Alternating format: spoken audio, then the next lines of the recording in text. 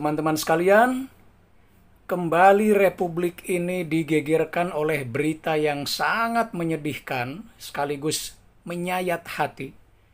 Betapa tidak, belum lama ini seorang menteri yaitu Menteri KKP ditangkap oleh KPK Komisi Pemberantasan Korupsi karena dugaan tindakan korupsi.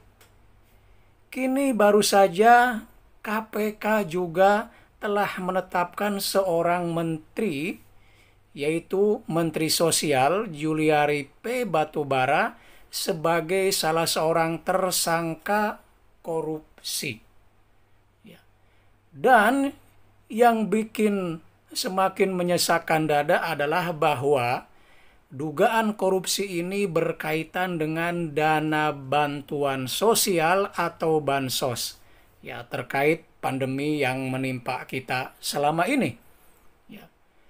Nah, seperti diberitakan di berbagai media, baik cetak maupun online, bahwa setelah Mensos ditetapkan sebagai tersangka pada beberapa hari sebelumnya, dini hari tadi, jam 2:50, Mensos akhirnya menyerahkan diri kepada KPK.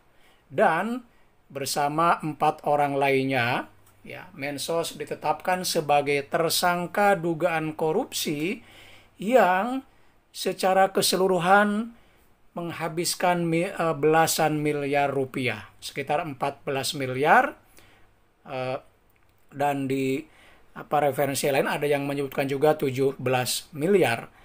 Intinya adalah bahwa dana bansos tersebut sangat banyak, belasan miliar, ternyata ditemukan oleh KPK, dikorupsi oleh orang-orang yang justru seharusnya menjadi garda terdepan untuk menyalurkannya kepada masyarakat yang membutuhkan.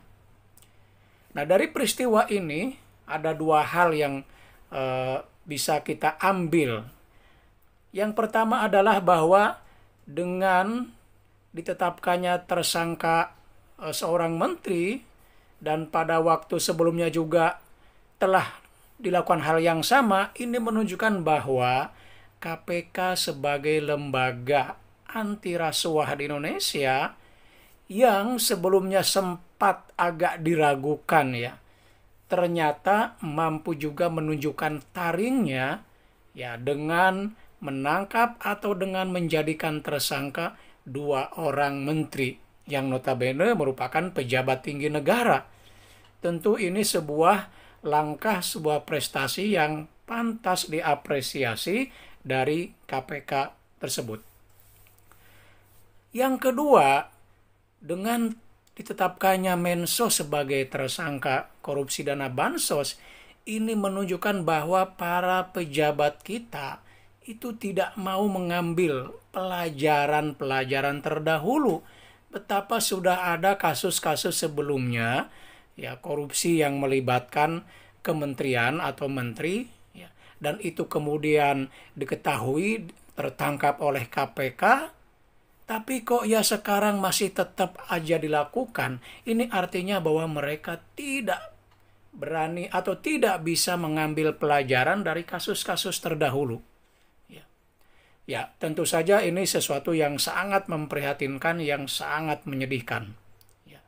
Seorang pejabat setingkat menteri kemudian tersangka korupsi. Apalagi yang dikorupsinya adalah dana bantuan sosial. Jadi sekali lagi ini sangat-sangat disayangkan. Mudah-mudahan jangan sampai terjadi lagi untuk tingkat kementerian apapun, dan pada level apapun, paling tidak meskipun tidak hilang sama sekali, paling tidak berkurang. Itulah harapan kita sebagai publik, agar kasus-kasus korupsi di negeri ini semakin lama semakin berkurang, dan kalau mungkin akan menghilang sama sekali. Demikian teman-teman, mudah-mudahan ada manfaatnya. Sampai bertemu kembali di video berikutnya dan tetap semangat.